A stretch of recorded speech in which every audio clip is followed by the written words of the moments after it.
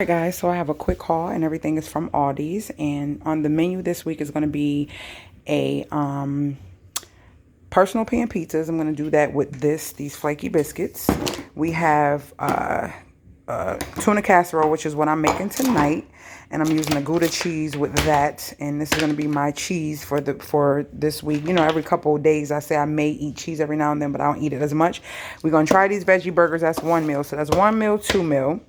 We're going to do fried cod with some fries. That's 3. We're going to do this as 1 with some sauce and mushrooms and onions and some garlic bread. Something simple with a salad. Then I'll probably do some glazed salmon with asparagus and roasted potatoes.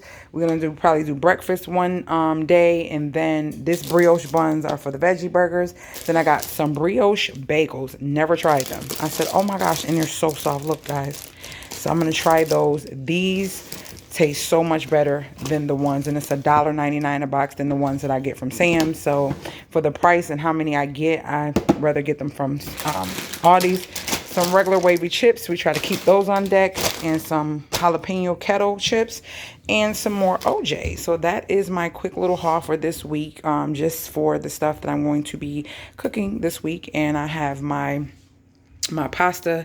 I'm getting ready to boil and drain my tuna and get everything else prepared, like my onions and stuff, for my tuna casserole. And I do have a creamy tuna casserole, then I have a cheesy tuna casserole on my cooking playlist, so check those out if I don't leave them below.